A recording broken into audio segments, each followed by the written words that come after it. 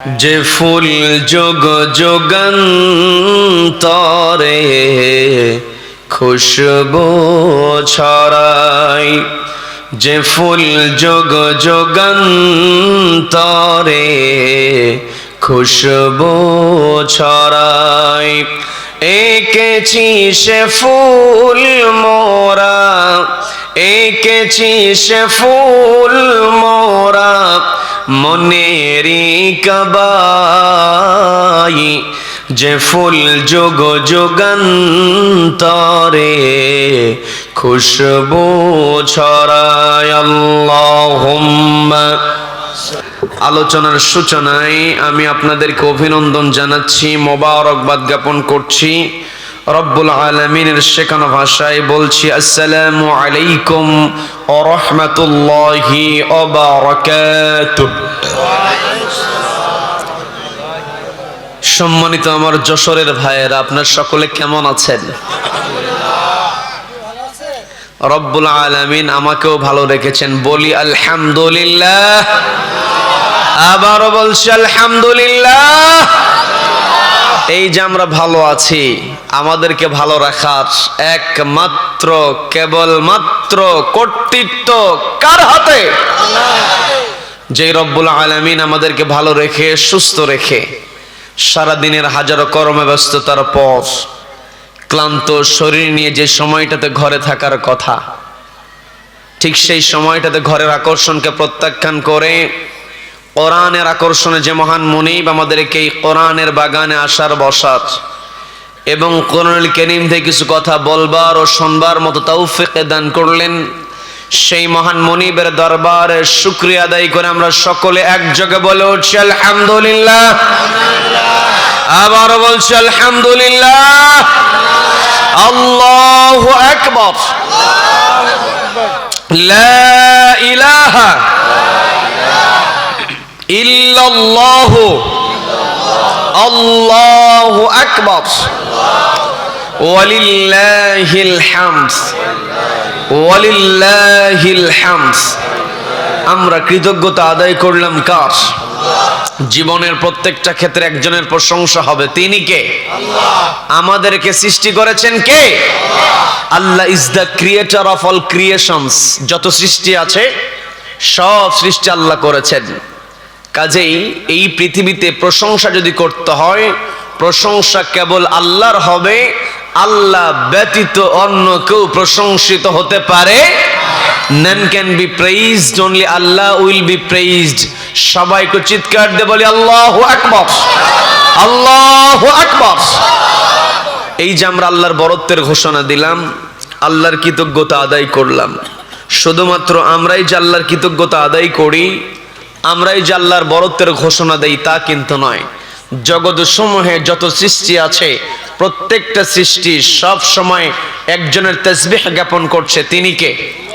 সবাই একটু কষ্ট করে বলেন, তিনি কে? সম্মানিত ভাইয়েরা, সেই কথাটাই রব্বুল আলামিন সুন্দর করে জানিয়ে দিচ্ছেন, ইউসাব্বিহু লিল্লাহি মা ফিস সামাওয়াতি ওয়া মা ফিল আরদি লাহুল মুলকু ওয়া লাহুল হামদু ওয়া হুয়া আলা কুল্লি শাইইন কাদির।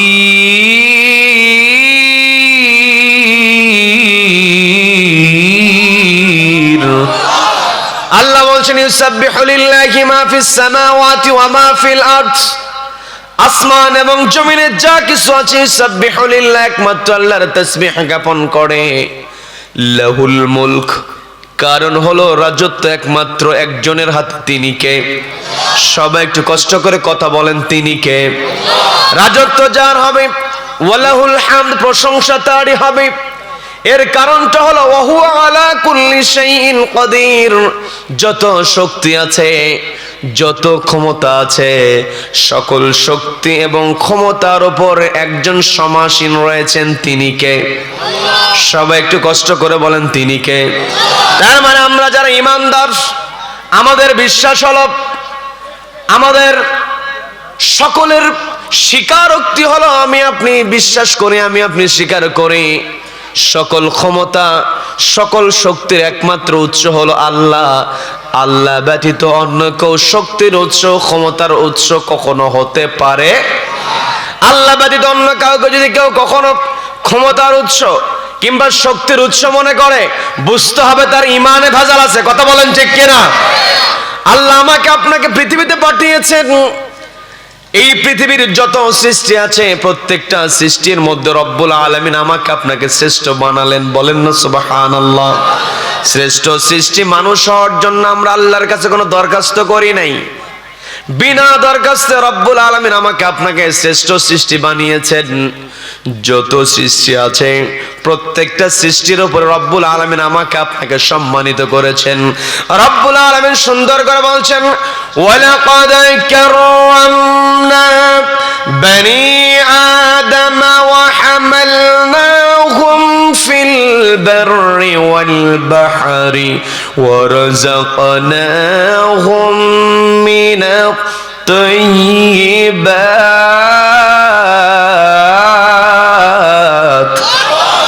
আল্লাহ বলছেন, ওয়ালাকাদ কাররামনা বনি আদম, আদম সন্তানকে আমি সম্মানিত করেছি।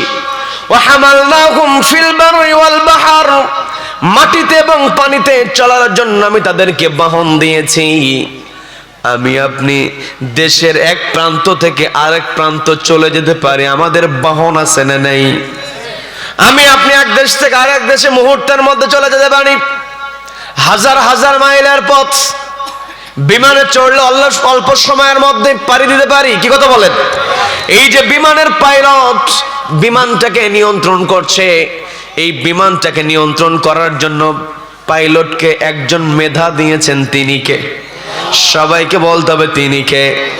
রব্বুল আলামিন বলছেন, আমি জমিনে চলার জন্য তাদেরকে বাহন দিয়েছি, তারা এক প্রান্ত থেকে আরেক প্রান্ত চলে যাবে। আবার আল্লাহ রব্বুল আলামিন আমাদেরকে একটা গুরুত্বপূর্ণ তথ্য আয়াতের মধ্যে দিয়ে বলছেন, ওয়া রাযাকনাহুম মিনাত তাইয়্যিবাত, তাদেরকে আমি দিয়েছি পবিত্র রিজিক। তার মানে আমার আপনার জি আচ্ছা আচ্ছা আমাদেরকে পবিত্র রিজিক একজন দিয়েছেন। তিনি কে? সবাই একটু কষ্ট করে বলেন, তিনি কে? তার মানে আমার আপনার সম্মান আল্লাহ দিয়েছেন। এই একটা আয়াত আল্লাহ তিনটা কথা বলেছেন। আমার কথা কি বুঝতে আপনাদের কষ্ট হচ্ছে? কষ্ট হচ্ছে? তিনটা কথা আল্লাহ বললেন। এক নম্বরে বললেন, ওয়ালাকাদ কাররামনা বনি আদম, আদম সন্তানকে আমি সম্মানিত করেছি। এরপরে বলছেন, ওয়া হামালনাহুম ফিল বাররি ওয়াল বাহর, মাটিতে এবং পানি তথা জমিনে চলার জন্য তাদেরকে আমি বাহন দিয়েছি। এরপরই রব্বুল আলামিন গুরুত্বপূর্ণ কথা বললেন, সেটা হলো ওয়া রাযাকনাহুম মিনাত তাইয়্যিবাত, তাদেরকে আমি দিয়েছি পবিত্র রিজিক। তার মানে আমার আপনার সম্মান আল্লাহর কাছে ততক্ষণ থাকবে যতক্ষণ আমার আপনার রিজিক হবে পবিত্র। রিজিক কি হতে হবে? আর যারা অবৈধ উপায়ে অর্থ উপার্জন করে তাদের রিজিক কি আর পবিত্র থাকে? আমার কথা মনে হয় বুঝতে আপনাদের কষ্ট হচ্ছে। আমাদের দেশে অবৈধ উপায়ে সম্পদের পাহাড় গড়ে এইরকম হারামখোর আছে না নাই? আছে না নাই? হারামখোরের দাপট আছে না নাই? হারামখোরের দাপটে এলাকা থাকাই বড় কষ্ট, কিন্তু হারামখোরদের দাপট কখনো চিরস্থায়ী হয় না। কি কথা বলেন? আজ থেকে 2 বছর আগে যেই সমস্ত হারামখোরেরা দাপট দেখিয়েছে, আজকে তারা কোথায়? কি কথা বলেন? আমাদের কোরআনের পাখির ভাষায় বলতে হয়, এমন একটা সময় আসবে ইঁদুরের গর্তও তোমরা খুঁজে পাবে না, ওরা ঠিকই ইঁদুরের গর্ত খুঁজে পায় না। কথা বলেন ঠিক কিনা? এলাকার গরিব মানুষ, ভ্যান চালক, হালাল রিজিক, তার হালাল জীবিকা, স্ট্রেট ফরওয়ার্ড কথা বলে। এলাকার মাতব্বর পর্যন্ত ভয় করে ওই রিক্সা চালক গরিব দিনমজুরের সামনে কথা বলতে একটু সাবধানে কথা বলে। ওই এলাকার মাতব্বরও বলে যে এই জায়গাতে ওই পাগলটা আছে, কথা সাবধানে বলতে হবে। এমন ঘটনা এলাকার মধ্যে, সমাজের মধ্যে আছে না নাই? রিক্সা চালক, তার সার্টিফিকেট নাই, কিন্তু তার সততা থাকার কারণে, হক কথা বলতে পারে, এই কারণে রিজিকটা হালাল হওয়ার কারণে তার সম্মান আছে। হারামখোর তাকে দেখে ভয় করে। কথা বলেন ঠিক কিনা? সম্মানিত দিনী ভাইরা, আমার আপনার মর্যাদা, আমার আপনার সম্মান গোটা জগতের উপরে সমস্ত সৃষ্টির উপরে রব্বুল আলামিন আমার আপনার জন্য সম্মান দিয়েছেন। দেখবেন প্রাণীদের মধ্যে সবচাইতে যেই বড় প্রাণীটা আমাদের চোখের সামনে পড়ে যায় সেটা হলো হাতি। রাস্তা দিয়ে যখন কোনো মাহুত হাতি নিয়ে যায়, এলাকার ছোট মানুষ ওই হাতির পিছনে পিছনে দৌড়ায়, আছে না নাই? সবাই আগ্রহ করে হাতির সামনে চলে আসি। আবার আমাদের মনের মধ্যে একটা ভয় থাকে, যদি কাছে চলে যায় সুর পেঁচায়া, যদি হাতি ইচ্ছা করে একজন মানুষকে সুরের মধ্যে পেঁচায়া 10 হাত দূরে নিক্ষেপ করতে পারে কি পারে না? যেই হাতির এত শক্তি, বিশাল আকৃতির দেহ, কিন্তু ওই হাতিকে নিয়ন্ত্রণ করে হাতির পিঠের উপরে চড়ে থাকা ছোট্ট একটা মানুষ। কথা বলেন ঠিক কিনা? এর দ্বারা বোঝা যায় আল্লাহ রাব্বুল আলামিন আমাকে আপনাকে সম্মানিত করেছেন সমস্ত সৃষ্টির উপরে। তবে সমস্ত সৃষ্টির উপরে আমাদের সম্মান থাকলেও সমস্ত মানুষের মধ্যে যারা আল্লাহকে ভয় করে তারাই কেবল আল্লাহর কাছে সম্মানিত হতে পারে। যার অন্তরে আল্লাহর ভয় আছে, আল্লাহর কিছু তারই মর্যাদা আছে। আমি বানিয়ে বলছি না, পবিত্র কোরআনের 49 নম্বর সূরা, সূরা হুজরাতের মধ্যে রব্বুল আলামিন সুন্দর করে বলছেন, ইন্না আকরামাকুম ইনদাল্লাহি আতাকাকুম ইন্নাল্লাহা আলিমুন খাবীর। আল্লাহ বলছেন, আমার বান্দা তোমার শুনে রেখে দাও, ইন্না আকরামাকুম, নিশ্চয় তোমাদের মধ্যে তারাই সম্মানিত, আতকাকুম, যাদের তাকওয়া যত বেশি। তার মানে আল্লাহর কাছে যদি আমি আপনি মর্যাদা পেতে চাই, আল্লাহর কাছে যদি আমি আপনি সম্মান পেতে চাই, তাহলে আমার আপনার অন্তরে থাকতে হবে তাকওয়া। তাকওয়া থাকা মানেই হলো একজনকে ভয় করা। তিনি কে? বেলাল রাদিয়াল্লাহু তাআলা আনহুর নাম আমরা শুনেছি। বেলাল রাদিয়াল্লাহু তাআলা আনহু, তিনি, তার চেহারা তত ভালো ছিল না। চেহারা ছিল তার কালো, ঠোঁটগুলো ছিল তার মোটা, পা গুলো ছিল তার ফাটা। বংশের কোনো পরিচয় বেলাল রাদিয়াল্লাহু তাআলা আনহুর ছিল না, কিন্তু অন্তরের মধ্যে তাকওয়া থাকার কারণে আল্লাহ রাব্বুল আলামিন বেলাল রাদিয়াল্লাহু তাআলা আনহুকে এত সম্মান দিলেন। নবীজি হলেন ইমাম, বেলাল হলেন মুয়াজ্জিন। বলেন না সুবহানাল্লাহ? বলেন সুবহানাল্লাহ। তার মানে আমার আপনার মর্যাদা বাড়াইতে হলে, আমার আপনার মর্যাদা, আমার আপনার সম্মান আল্লাহর কাছে যদি আমি আপনি বৃদ্ধি করতে চাই, তাহলে 1 নাম্বার শর্ত হলো আমাকে আপনাকে তাকওয়াবান হতে হবে। আর পৃথিবীতে তাকওয়াবানরা কেমন করে চলবে, তাকওয়াবানদের নির্দেশনা হিসেবে রব্বুল আলামিন একটি কিতাব দিয়েছেন। সবাই একটু কষ্ট করে বলেন তো সেই কিতাবের নাম কি?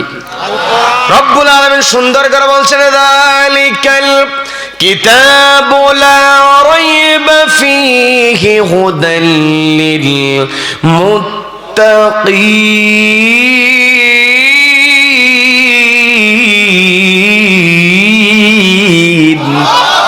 আল্লাহ বলছেন যালিকাল কিতাব, এটা এমন একটি কিতাব, লা রাইবা ফি, এই কিতাবের মধ্যে কোনো প্রকার সন্দেহ নাই। There is no doubt. বলেন আল্লাহু আকবার। এই সন্দেহমুক্ত কিতাব রব্বুল আলামিন দিয়েছেন হুদাল লিল মুত্তাকিন, মুত্তাকিদের জন্য গাইডলাইন করে। আমরা যদি মুত্তাকি বান্দা হতে চাই, এই কোরআনকে মেনে চলতে হবে। এই কোরআনকে যদি আমি আপনি মেনে চলতে পারি, কোরআনের নির্দেশনা অনুযায়ী আমার আপনার জীবনটাকে সাজাতে পারি, শুধুমাত্র ব্যক্তিগত জীবন নয়, এই কোরআন দিয়ে ব্যক্তিগত জীবন সাজাতে হবে, সামাজিক জীবন, রাষ্ট্রীয় জীবন, আন্তর্জাতিক অঙ্গন, প্রত্যেকটা জায়গায় কোরআন মেনে আমাকে আপনাকে চলতে হবে। নির্দেশনা একজন দিয়েছেন, তিনি কে? রব্বুল আলামিন সুন্দর করে সূরা তাওবার 119 নম্বর আয়াত, যে আয়াতে কারিমা আমি আমার আলোচনার সূচনায় তেলাওয়াত করেছি, এই আয়াতের সঙ্গে আমি পবিত্র কোরআন থেকে 3 নম্বর সূরা, সূরা আলে ইমরানের 110 নম্বর আয়াত, এই দুইটা আয়াতকে সমন্বয় করে কিছু কথা বলবো। রব্বুল আলামিন আমাকে আমল করার নিয়ত বলবার এবং আপনাদেরকে শুনবার তৌফিক দান করুন। বলেন আমিন।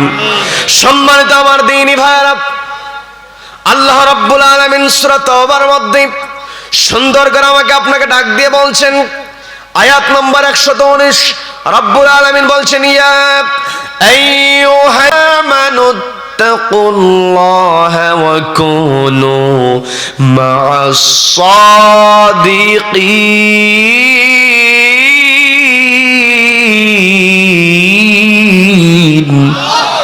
আল্লাহ বলছেন, ইয়া আইয়ুহাল্লাযীনা আমানু, ওহে যারা ঈমান আনয়ন করেছো।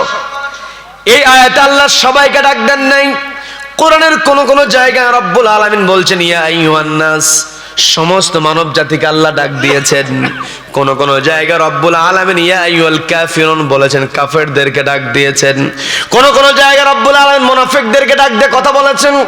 কিন্তু আমি যে আয়াতে কারিমা তেলাওয়াত করেছি, আয়াতের মধ্যে রব্বুল আলামিন শুধুমাত্র ঈমানদারদেরকে ডাক দিয়েছেন। আল্লাহ বলছেন আল্লাযীনা আমানু, ওহে যারা ঈমান আনয়ন করেছো। একজনের উপরে তিনি কে?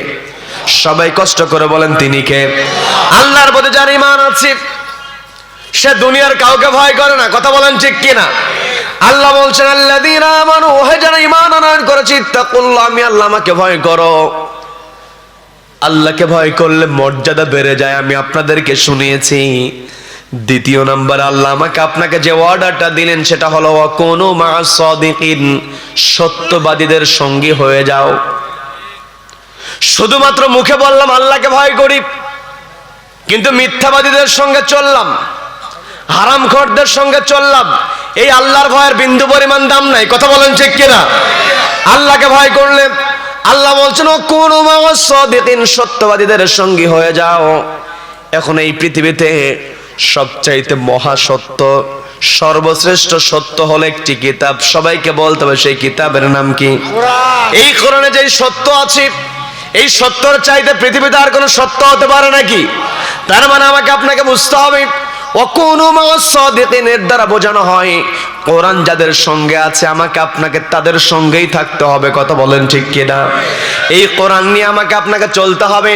এই কোরআন সবচাইতে বেশি যিনি মান্য করেছেন, এই কোরআন অনুযায়ী জীবন যিনি সবচাইতে সুন্দর করে সাজিয়েছিলেন, তিনি হলেন বিশ্ব মানবতার মুক্তির দূত, বিশ্ব নবী জনাবে মুহাম্মদুর রাসূলুল্লাহ। সকলে বলি সাল্লাল্লাহু আলাইহি ওয়াসাল্লাম। নবীজি কোরআনটাকে সবচাইতে বেশি মেনেছেন। এই জন্য কোরআনের মধ্যে রব্বুল আলামিন সুন্দর করে আমাদেরকে ডিরেকশন দিয়ে বলছেন, লাকাদ কানা লাকুম ফি রাসূলিল্লাহি উসওয়াতুন হাসানাতুল লিমান কানা ইয়ারজুল্লাহা ওয়াল ইয়াওমাল আখিরা ওয়া যাকারাল্লাহ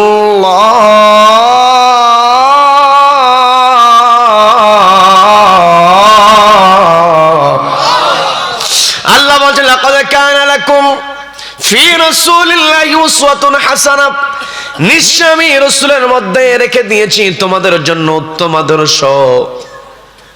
আমি আপনি দুনিয়ার কোন আদর্শের পিছনে যেতে পারবো না, নবীজিকে আদর্শ মানতে হবে। এটা একজন নির্দেশনা দিয়েছেন, তিনি কে? নবীজি হলেন আমাদের আদর্শ। নবীজিকে মেনে চলতে হবে। নবীজির ব্যক্তিগত জীবন, পারিবারিক জীবন, সামাজিক জীবন, রাষ্ট্রীয় জীবন, প্রত্যেকটা জীবনই মানতে হবে। কি কথা বলেন? নবীজি আমাদের জন্য আদর্শ। এই পৃথিবীর এমন কোন নেতা নাই যেই নেতার গোটা জিন্দেগির সব কথা লিপিবদ্ধ আছে। একমাত্র আমার আপনার নবীজির গোটা জিন্দেগিকে লিপিবদ্ধ রাখার ব্যবস্থা একজনের ইশারায় হয়েছে, তিনি কে?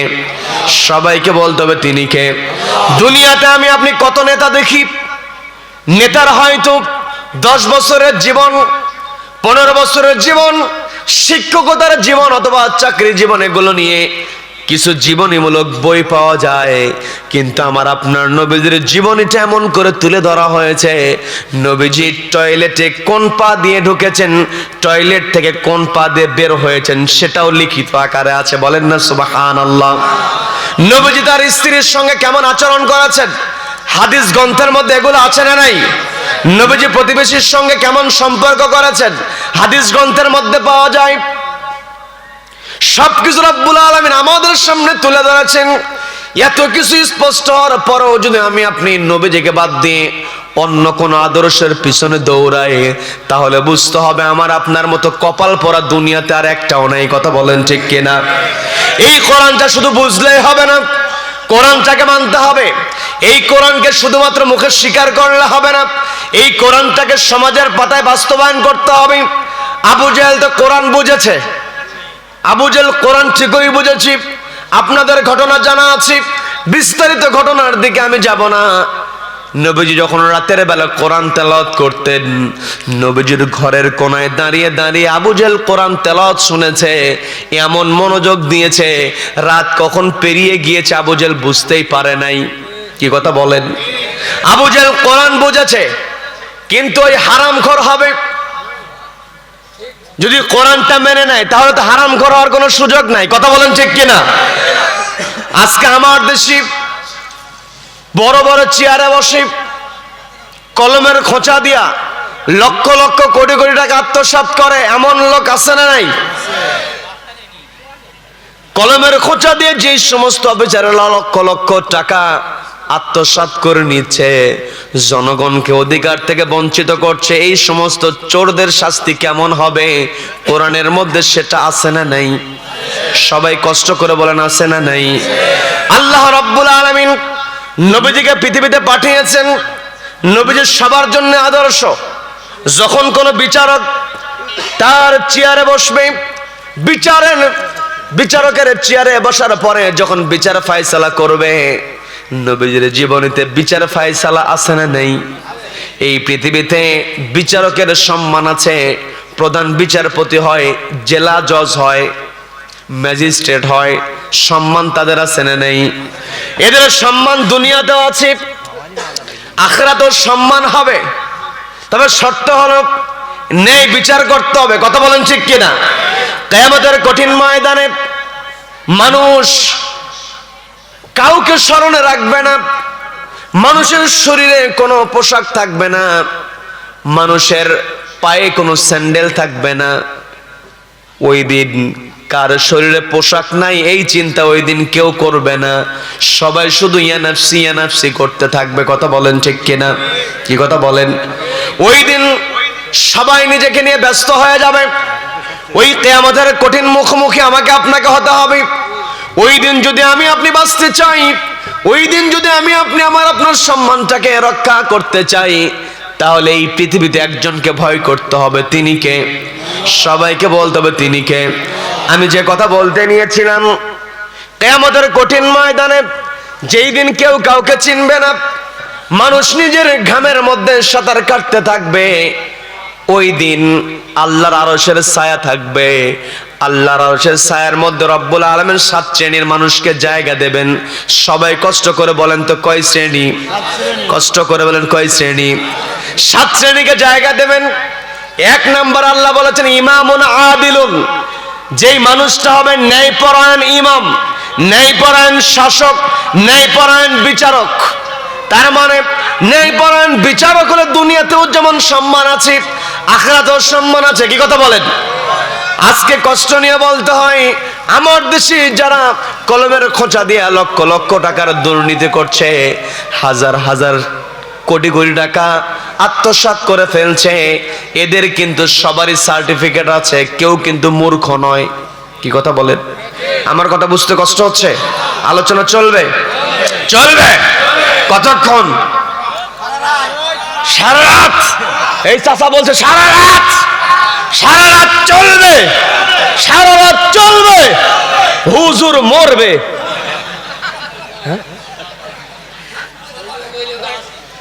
হুজুর মরুক আর বাঁচুক, এই কোরআনের কথা শুধুমাত্র সারা রাত হবে না, যতদিন পর্যন্ত পূর্ব দিগন্ত সূর্য উদিত হয় পশ্চিম আকাশে অস্ত যাবে, ততদিন পর্যন্ত কোরআনের কথা হবে। কোন কোরআন বিদ্বেষী কোরআনকে থামাতে পারবে না। কারা কারা মতের পক্ষে আছেন দুহাত উঁচু করে আল্লাহকে দেখান। তার মানে সারা রাত শুনবেন, কেউ তাকবীর দেয় না। নারায়ে তাকবীর, নারায়ে তাকবীর। আল কোরআনের আলো ঘরে বাইরে জালো, সব জায়গায় জালো। আলো, নারে তাকবীর। আল্লাহ আমাদের সকলকে কবুল করুন, বলেন আমিন, বলেন আমিন। একটু আলসেমি দূর করে দিলাম, বিরক্ত হলেন? বিরক্ত হলেন? আল্লাহ আমাদের সকলকে কবুল করে নিন, বলেন আমিন। সম্মানিত দিনী ভাই, আমি যে কথা বলতে নিয়েছিলাম, আজকে আমার দেশে দুর্নীতি আছে, আমার দেশে একে অপরকে ঠকিয়ে দেয়, জর্জার মুল্লুক তার এমন কাজ করতে চায়। আজকে যদি আমাদের সামনে কোরআনটাকে আমরা রেখে দিয়েছি, কোরআন শুধু আমি আপনি তেলাওয়াত করি, এই কোরআনের বাস্তবায়ন যদি আমার আপনার দেশে থাকতো, তাহলে করমের খোঁচা দিয়া লক্ষ লক্ষ কোটি কোটি টাকা আত্মসাৎ করা কারো সম্ভব হতো না। কথা বলেন ঠিক কিনা? নবীজির দরবারে নবীজি বসে আছেন, নবীজির কাছে চুরির বিচার এসেছে, ঘটনা আপনাদের জানা আছে, আমি সেই দিকে যাব না। নবীজি বললেন সাক্ষ্য হাজির করো। সাক্ষ্য প্রমাণ যখন হাজির করা হয়েছে, নবীজি দেখলেন বনু মাখজুম গোত্রের ফাতেমা, সে তো সত্যিই চুরি করেছে। চোর চুরি করলে হাত কেটে দাও, বিধানটা মূলত কার বিধান? কষ্ট করে বলেন তো, কার বিধান? নবীজি আল্লাহর বিধানের হলো কি? চুরির ফয়সালা দিয়ে দিলেন। তিনি বললেন হাতটা কেটে দাও।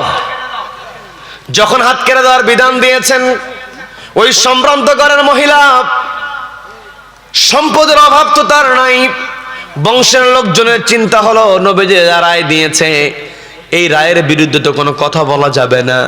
তবে যেহেতু চুরি করে ফেলেছে, রায় যেহেতু এসেছে, জরিমানা দিয়ে যদি হাতটাকে বাঁচাতে পারি, হাতটাকে হেফাজত করতে পারি, নবীজি বরাবর সুপারিশ পৌঁছাবে কে? কার এত বড় সাহস? ওমরের কাছে গিয়েছে। ওমর রাদিয়াল্লাহু তাআলা তিনি বলছেন নবীজির কাছে গিয়ে, এই সুপারিশ করার সাহস আমার নাই। হযরত ওমরের কলিজায় সাহস আছে না নাই? বলেন বলেন, আছে না নাই? হযরত ওমরের এমন সাহস ছিল, ওমর রাদিয়াল্লাহু তাআলা দেখে শয়তান পর্যন্ত ভয় করেছে। কি কথা বলেন? হযরত ওমর যে রাস্তায় হেঁটেছে, শয়তান ভয়ে সে রাস্তায় যায় না। বলেন আল্লাহু আকবার। সে ওমর রাদিয়াল্লাহু তাআলা বলছেন আমি নবীজির কাছে গিয়ে সুপারিশ করব, এই সাহস আমার নাই।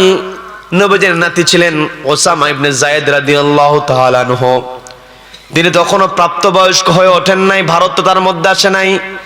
নবীজির নাতি, পালক সন্তান যায়েদ ইবনে হারেসার সন্তান, পালক পুত্রের সন্তান, ছেলের সন্তান, অর্থাৎ নাতির সঙ্গে দাদার সম্পর্ক সবচাইতে বেশি ভালো হয়। কি কথা বলেন? দাদা নাতির একটা সম্পর্কই আলাদা, নানা নাতির সম্পর্কটাই সব সময় আলাদা হয়। কথা বলেন ঠিক কিনা? ওসামা ইবনে যায়েদ রাদিয়াল্লাহু তাআলাকে গিয়ে বলা হলো, নবীজির রায়ের বিরুদ্ধে আমরা কথা বলছি না, রায়টাকে আমরা মেনে নিয়েছি, তবে জরিমানা দিয়ে যত অর্থদণ্ড ধারণ করা হোক না কেন, যত যা কিছু চাইবে দিয়ে দেওয়া হবে, বিনিময়ে আমরা হাতটাকে হেফাজত করতে চাই। নবীজি প্রস্তাব শোনার সঙ্গে সঙ্গে নবীজি রেগে গেলেন। নবীজি বলছেন ওসামা, তুমি ওদেরকে বলে দাও, ওরা তো এসেছে বনু মাখজুম গোত্রের ফাতেমার হাতটাকে বাঁচানোর জন্য। এ তো হলো বনু মাখজুম গোত্রের ফাতেমা, আমার মেয়ে ফাতেমা। সেও যদি চুরি করত, তার নামে যদি এমন অভিযোগ পাওয়া যেত, আমি নিজে আমার মেয়ের হাত কেটে দিতাম। বলেন আল্লাহু আকবার। তার মানে নবীজির সুন্নাত শুধুমাত্র দাড়ি রাখা নয়, নবীজির সুন্নাত শুধুমাত্র মাথায় টুপি দেওয়া নয়, নবীজির সুন্নাত শুধুমাত্র লম্বা জামা নয়, এগুলো আমাকে আপনাকে অবশ্যই করতে হবে। তবে নবীজির গুরুত্বপূর্ণ সুন্নাত হলো রাষ্ট্রীয় চেয়ারে বসে চোরের বিচার করা একটি কিতাব দে। সেই কিতাবের নাম কি? সবাইকে বলছে কিতাবের নাম কি? নবীজি যেমন চুরির ফয়সালা দিয়ে দিলেন, বিচারটা দিয়ে দিলেন, হাত কাটার বিধান দিয়ে দিলেন। আজকে আমার দেশে যেই সমস্ত অফিসারেরা কলমের খোঁচা দিয়ে লক্ষ লক্ষ কোটি কোটি টাকা আত্মসাৎ করে, এই সমস্ত অফিসারের শুধুমাত্র সাসপেন্ড কোনো শাস্তি হতে পারে না। একটা অফিসারের দুর্নীতি প্রমাণ হওয়ার পরে যদি ওই অফিসারকে সুপ্রিম কোর্টের সামনে, হাইকোর্টের সামনে কিংবা বাইতুল মোকাররমের সামনে নিয়ে একটা দুর্নীতিবাজ অফিসার হাত যদি কেটে দেওয়া হতো, ওই দৃশ্য দেখে দেশের বাকি অফিসারগুলো মুহূর্তের মধ্যে আল্লাহ আল্লাহ হয়ে যেত। কথা বলেন ঠিক কিনা? এই কথাগুলো বললেই হুজুরেরা খারাপ হয়ে যায়। হুজুরকে নিয়ে আসছি ওয়াজ করবে, হুজুর আবার চুরির বিচারের কথা বলে কেন? এমন কথা বলার লোক আছে না নাই? আবু জেহেলরা বলেছিল, চাচা আবু তালেবকে বলা হলো তুমি তোমার ভাতিজাকে জানিয়ে দাও সে যদি নারী চাই তাকে নারী দেওয়া হবে, বাড়ি চাইলে বাড়ি দেওয়া হবে, সম্পদের পাহাড় চাইলে তাকে সম্পদের পাহাড় দিয়ে দেওয়া হবে। তবে শর্ত হলো সে একাকী ইবাদত করবে, আমাদের বিরুদ্ধে কোনো কথা বলবে না। নবীজি বললেন, চাচা আপনি ওদেরকে পাল্টা কথাটা জানিয়ে দিন, আমার এক হাতে যদি চন্দ্র দেওয়া হয় আর এক হাতে যদি সূর্য দেওয়া হয়, তবুও সেগুলোকে আমি প্রত্যাখ্যান করব। লা ইলাহা ইল্লাল্লাহ, আল্লাহর বিধান ছাড়া কোনো বিধান চলতে পারে না, এই দাওয়াতটা আমি কখনো বন্ধ করব না। বলেন আল্লাহু আকবার, বলেন আল্লাহু আকবার। সম্মানিত আমার চৌগাছার ভাইয়েরা, কথাগুলো বোঝার চেষ্টা করেন। আমি আলোচনা শুরু করেছিলাম, এই কিতাবটা আল্লাহ আমাদেরকে দিয়েছেন। আমাদের মধ্যে যারা মুত্তাকি বান্দা হবে, মুত্তাকি বান্দাদের গাইডলাইনটা হবে আল কোরআন। আল্লাহ বলছেন হুদাল্লিল মুত্তাকিন, এই কোরআনটা হলো মুত্তাকিদের জন্য গাইডলাইন। আবার একই কথা রব্বুল আলামিন একই সূরার মধ্যে বলেছেন হুদাল লিন্নাস, এটা মানব জাতির জন্য হেদায়েত। কি কথা বলেন, কি কথা বলেন? সম্মানিত আমার ভাইয়েরা, এই হুদাল লিন্নাস, হুদাল লিল মুত্তাকিন, এই কোরআনটা আমার আপনার মানতে হবে। এই কোরআন আমি আপনি তখনই মানতে পারবো যখন আমি আপনি একজনকে ভয় করব, তিনি কে? সবাইকে বলতে তিনি কে? আল্লাহকে ভয় করে। দ্বিতীয় নম্বরে যখন আমি আপনি সত্যবাদীদের সঙ্গী হতে পারবো। যারা সত্যবাদী হয় তারা কখনো কাউকে ভয় পায় না, যে কোনো পরিস্থিতিতে একমাত্র ভরসা করে একজনের উপরে, তিনি কে? আল্লাহর প্রতি আমাদের ভরসা থাকতে হবে। প্রিয় আমার বন্ধুরা, প্রিয় আমার অডিয়েন্স, আমার দিনী ভাইরা, পর্দার মা বোনেরা, আমার আপনার এই গাইডলাইনটা সবচাইতে বেশি যিনি মান্য করেছেন তিনি হলেন বিশ্বনবী জনাবে মুহাম্মদুর রাসূলুল্লাহ সাল্লাল্লাহু আলাইহি ওয়াসাল্লাম। তার চরিত্রের ব্যাপারে আয়েশা সিদ্দিকাকে প্রশ্ন করা হয়েছে, নবীজির চরিত্র সম্পর্কে একটু বলুন। নবীজির চরিত্র সম্পর্কে বলতে বলা হলো, আয়েশা সিদ্দিকা বলেন আকরাআতাল কোরআন, তুমি কি কোরআন পড়ো নাই? বলে হ্যাঁ পড়েছি। না, আমি কোরআন পড়েছি। যদি কোরআন পড়েই থাকো তাহলে জেনে রেখে দাও, কানা খুলুকুল কোরআন, নবীজির চরিত্রটাই হলো আল কোরআন। বলেন না সুবহানাল্লাহ। নবীজির চরিত্র, নবীজির জীবনী সবকিছু লিপিবদ্ধ আছে। এই কোরআনের পরে যে কিতাবের গুরুত্ব সবচাইতে বেশি, সেই কিতাবের নাম হলো বুখারী শরীফ। কি কথা বলেন? বুখারী শরীফ যিনি লিপিবদ্ধ করেছেন ইমাম বুখারী রাহিমাহুল্লাহ, তার একটাই চিন্তা ছিল, নবীজির জীবনে তিনি লিখতেন, যেখানেই তিনি নবীজির কথা পাইতেন, যেখানেই তিনি নবীজির কোন আমল পাইতেন, সেখানে হাজির হয়ে যেতেন। বলেন না সুবহানাল্লাহ। যত লম্বা পথ হোক না কেন, আল্লাহ ভরসা করে তিনি বাড়ি থেকে বের হতেন। বাড়ি থেকে তিনি বেরিয়ে পড়তেন, মাসের পর মাস তিনি বাড়ির বাহিরে থাকতেন। দীর্ঘ পথ পাড়ি দিয়েছেন। একবার তিনি বাড়ি থেকে বের হয়েছেন। আমরা যখন লম্বা সফরে বের হই, লম্বা সফরে বের হওয়ার পরে আমাদের প্রস্তুতি নিয়ে বের হতে হয়। যতদিন বাইরে থাকবো কি পোশাক আশাক লাগবে এগুলো গুছায় নেই, কেমন টাকা পয়সা লাগবে সেগুলো সঙ্গে নিয়ে নেই। বর্তমান সময় আবার কাছে টাকা না থাকলেও চলে, কারণ মোবাইলের মধ্যে টাকা আছে না নাই, নগদ বিকাশ রকেট এগুলো আছে না নাই, মোবাইল ব্যাংকিং, মোবাইলে বসে লক্ষ লক্ষ কোটি কোটি টাকা লেনদেন করা যায়। কিন্তু আগের দিনে তা সহজ ছিল না। আগের দিনে বাড়ি থেকে বের হলে সহায় সম্বল যা আছে সঙ্গে করে নিয়ে যাওয়া লাগতো।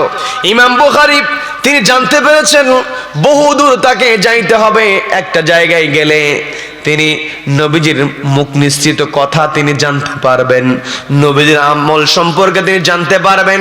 নবীজির আমল তার জানার ইচ্ছা হলো, তিনি আগ্রহ নিয়ে বাড়ি থেকে বের হয়েছেন। বাড়ি থেকে বের হয়েছেন, বের হওয়ার সময় লম্বা পথ তাকে বাইরে থাকতে হবে। তিনি বাড়ি থেকে বের হওয়ার সময় 1000 দিনার সঙ্গে করে বের হয়েছেন। সবাই একটু কষ্ট করে বলেন তো কত দিনার? 1000 দিনারে তিনি বাড়ি থেকে বের হয়েছেন। পথ চলছেন, চলতে চলতে নদীপথ সামনে পড়ে গেল। নদীপথে নৌযানে চড়তে হয়, তিনি নৌযানে চড়ে গেলেন। নৌযানে যখন চড়লেন, পাশের যিনি যাত্রী তার সঙ্গে কথোপকথন শুরু করে দিয়েছে। ছোট্ট একটা ঘটনা আছে, বললে বিরক্ত হবেন নাকি? পাশের যাত্রীর সঙ্গে তিনি কথা বলা শুরু করেছেন। মানুষের সম্পর্ক তিনটা জায়গায় অটোমেটিক হয়ে যায়। কয় জায়গায় বলেন? কয় জায়গায়? তিন জায়গায় অটোমেটিক হয়ে যায়। সেটা হলো যাত্রাপথে। আপনারা যদি চৌগাছা থেকে ঢাকার উদ্দেশ্যে রওনা হয়ে যান, আপনাদের হাতে 4-5 ঘন্টা সময় নিয়ে গাড়িতে চড়তে হয়।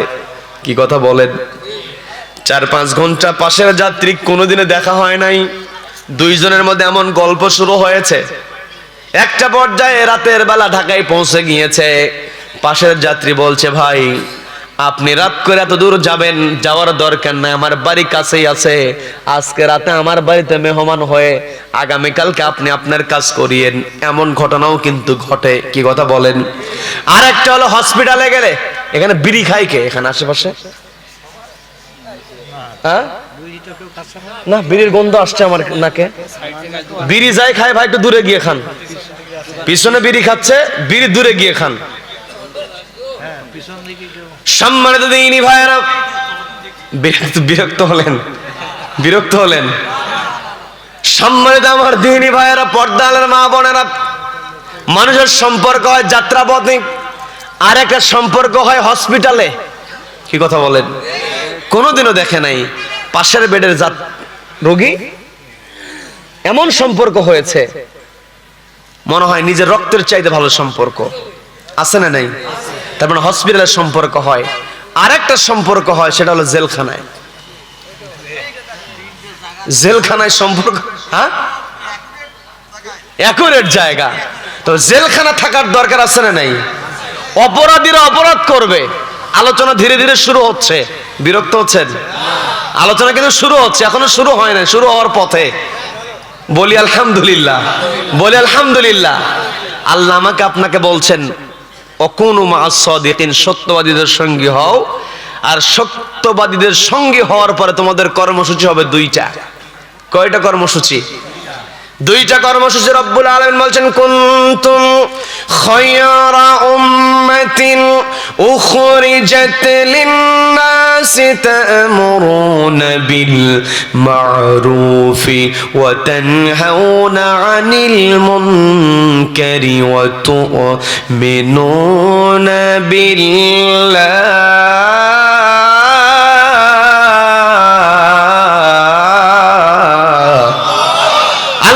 আমার বান্দারা, আমি আল্লাহ, আমাকে ভয় করো, সত্যবাদীদের সঙ্গী হও। আর সত্যবাদীদের সঙ্গী হওয়ার পর তোমাদের দায়িত্ব হলো, তোমরা কুনতুম খায়রা উম্মাহ, উত্তম জাতি তোমরা হয়ে যাবে। উখরিজাত লিন-নাস, তোমাদেরকে মানুষের জন্য বের করা হয়েছে। তবে শর্ত হলো দুইটা কাজ করবে। তা'মুরুনা বিল মা'রুফ, সৎ কাজের আদেশ দেবে। ওয়া তানহাউনা আনিল মুনকার, অসৎ কাজে বাধা প্রদান করবে। অসৎ কাজে যখন বাধা প্রদান করতে যাব, কেউ যদি অসৎ কাজ করেই ফেলে, তাকে জেলখানায় ঢোকাতে হবে। কি কথা বলেন? কি কথা বলেন? তার মানে জেলখানা থাকবে, জেলখানায় সম্পর্ক হয়। জেলখানায় সম্পর্ক হয়, ঠিক আছে। তবে জেলখানায় থাকবে খারাপ মানুষ না ভালো মানুষ? বলেন। তা আমার দেশে জেলখানায় ভালো মানুষও থেকেছে। কি কথা বলেন? তার মানে জেলখানায় যখন ভালো মানুষ থাকবে, বুঝতে হবে বাহিরে রয়েছে জালেম, বাহিরে রয়েছে স্বৈরাচার। কি কথা বলেন? কি কথা বলেন? আর জেলখানায় যখন খারাপ মানুষ থাকবে, বুঝতে হবে বাহিরে আছে ন্যায় বিচারক। কথা বলেন ঠিক কিনা? ন্যায় বিচারককে আরশের নিচে একজন জায়গা দেবেন, তিনি কে? সবাইকে বলো, তিনি কে? আমার দেশের শাসক ন্যায় বিচারক হয়ে ওই আরশের নিচে জায়গা পাক, এটাই আমরা চাই। কথা বলেন ঠিক কিনা? তবে এমনিতেই আরশের নিচে জায়গা পাবে না। আরশের নিচে জায়গা পাবে যদি একজনকে ভয় করে, তিনি কে? সবাইকে বলতো, তিনি কে? আমার দেশে আমরা দেখেছি ভালো মানুষকে জেলখানায় রাখা হয়েছে। নতুন করে বাংলাদেশে আবার ভালো মানুষ জেলখানায় থাকুক, এটা কিন্তু আমরা কখনোই চাই না। কথা বলেন ঠিক কিনা? এই যে পরিবেশ আমরা পেয়েছি, কোরআনের কথা আজ থেকে 2 বছর আগে এই চৌগাছাতেই আমার মাহফিল বন্ধ করে দেওয়া হয়েছিল।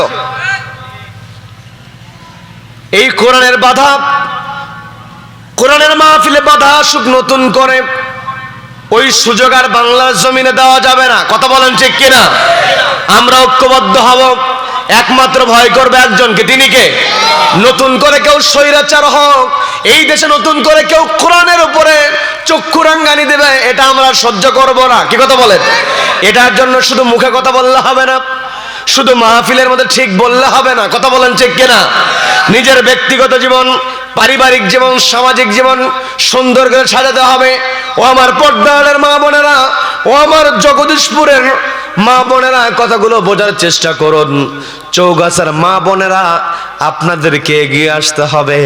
কারণ এই নবীজির কোরআনের দাওয়াত দেওয়ার ক্ষেত্রে নবীজিকে সবচাইতে প্রতিকূল পরিবেশে যিনি সবচাইতে বেশি সান্ত্বনা দিয়েছেন তিনি হলেন খাদিজাতুল কুবরা রাদিয়াল্লাহু তাআলা আনহা। কথা বলেন ঠিক কিনা? আজকে আমার দেশের মা বোনেরা যদি খাদিজা রাদিয়াল্লাহু তাআলা আনহার মতো পরিবারের সদস্যদের পিছনে দাঁড়িয়ে যেতে পারে, পাশে গিয়ে সাপোর্ট দিতে পারে, তাহলে প্রত্যেকটা পরিবার হবে ইসলামের পরিবার। কথা বলেন ঠিক কিনা? সম্মানিত আমার মা বোনেরা, কথাগুলো বোঝার চেষ্টা করেন। নিজে আল্লাহকে ভয় করবেন, সন্তানকে আল্লাহর ভয়ের শিক্ষা দেবেন। সন্তানকে শুধুমাত্র ফিজিক্স পড়ালে হবে না, সন্তানকে শুধুমাত্র গণিত করালে হবে না, সন্তানকে শুধুমাত্র ইংরেজি পড়ালে হবে না। কথা বলেন ঠিক কিনা? ইংরেজি পড়াবেন, আপনি গণিত করাবেন, ফিজিক্স করাবেন। কারণ আপনার সন্তান ফিজিক্স পড়লে, গণিত করলে তবে সে ইঞ্জিনিয়ার হতে পারবে। যদি সন্তান গণিত না জানে, সন্তান যদি ফিজিক্স না জানে, সূত্র যদি না জানা থাকে, ইঞ্জিনিয়ার হতে পারবে নাকি? আবার বায়োলজির তথ্য যদি না জানা থাকে, ডাক্তার হতে পারবে না। আমাদের সমাজে চিকিৎসার জন্য ডাক্তারের দরকার আছে না নাই? ইঞ্জিনিয়ারের দরকার আছে না নাই? তবে আমি আপনি যদি শুধুমাত্র ওই বায়োলজি পড়াই, কেমিস্ট্রি পড়াই, ফিজিক্স পড়াই, ম্যাথ করাই, আল্লাহর ভয় যদি সন্তানের মনের মধ্যে ঢুকিয়ে দিতে না পারি, তাহলে সন্তান ইঞ্জিনিয়ার হবে, কিন্তু ওই ইঞ্জিনিয়ার হবে যেই ইঞ্জিনিয়ার রডের বদলে বাঁশ দেয়। কি কথা বলেন? কথাই কি বিরক্ত হচ্ছেন নাকি? এই যে বাংলাদেশে অসঙ্গতি, এগুলো দূর করতে হলে একমাত্র আল্লাহর ভয় লাগবে। কথা বলেন ঠিক কিনা? আল্লাহর ভয় আমার আপনার বিরুদ্ধে থাকতে হবে। আমার আপনার নেতা হবে নবীজির মতো। কি কথা বলেন? নবীজি যেমন সমাজের দায়িত্ব নিয়েছেন, পরিবারের দায়িত্ব নিয়েছেন, নবীজি রাষ্ট্রেরও দায়িত্ব নিয়েছেন। কি কথা বলেন? সম্মানিত বন্ধুগণ, যে কথা আমি বলতে নিয়েছিলাম, ওই যে ইমাম বুখারী রাহিমাহুল্লাহ, তিনি তার পাশে যাত্রীর সঙ্গে কথোপকথন করছেন। তিনি বলছেন, দীর্ঘদিনের পথ, আমাকে বাইরে থাকতে হবে।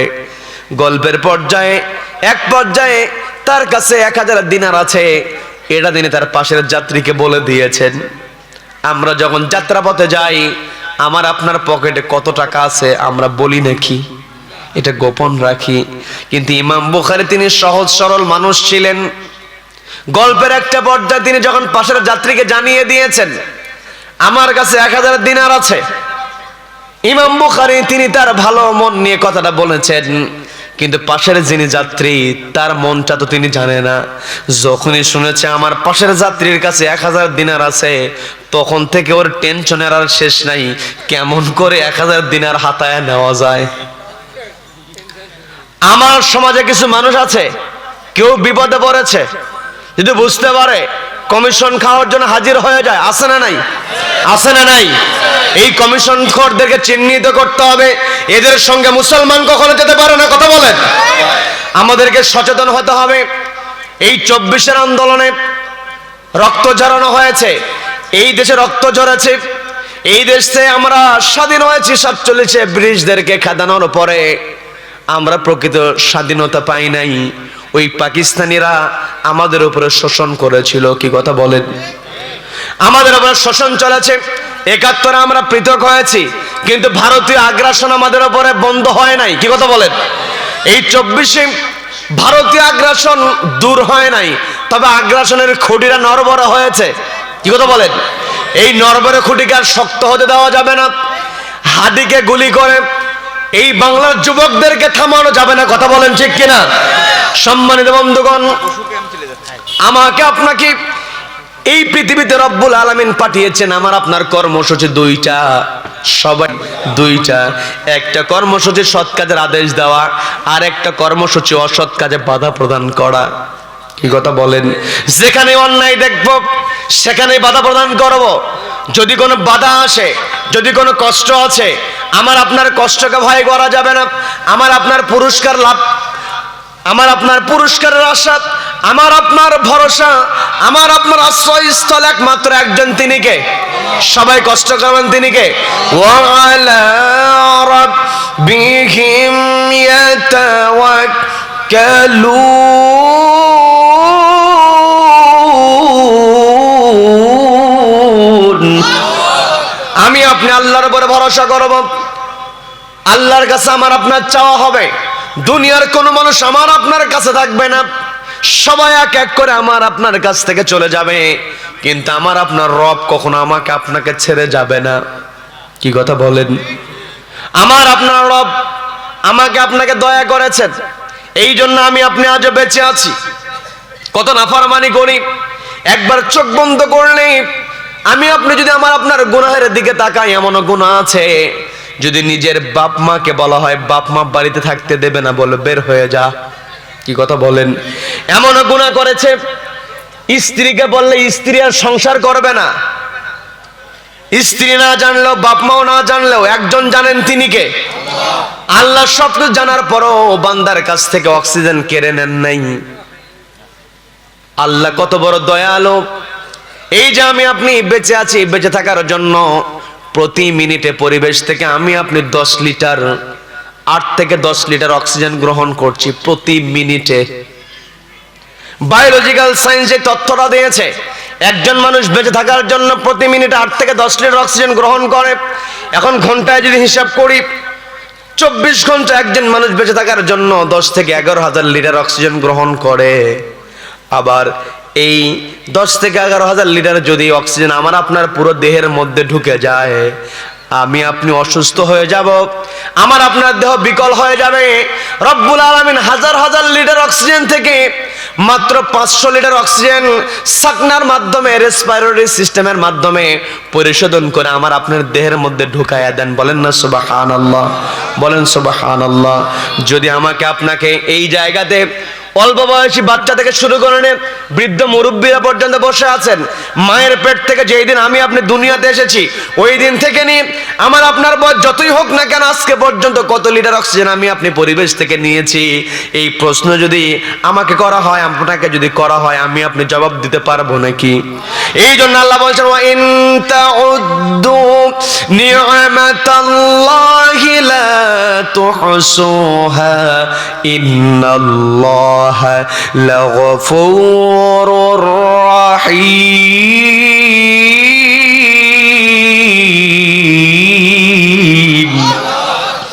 আল্লাহ বলছেন, আমার বান্দার ওয়া ইন তাউদ্দু নি'মাতাল্লাহ, তোমরা যদি আমার নিয়ামতটাকে গণনা শুরু করে দাও, লা তুহসুহা, তোমাদের ক্যালকুলেটর গুলো বিকল হয়ে যাবে, কম্পিউটার গুলো অকেজো হয়ে যাবে, সুপার কম্পিউটার গুলো কাজ করবে না, তোমরা কখনো হিসাব মেলাতে পারবে না। যেই রব আমাকে আপনাকে এত নিয়ামত দিয়েছেন, এই রবের নাফরমানি আমরা কখনোই করতে পারবো না। কথা বলেন ঠিক কিনা? কিন্তু নাফরমানি হয়ে যায়, ভুল আমার আপনার হয়ে যেতে পারে, ভুল বোঝার সঙ্গে সঙ্গে ফিরে আসতে হবে। কি কথা বলেন?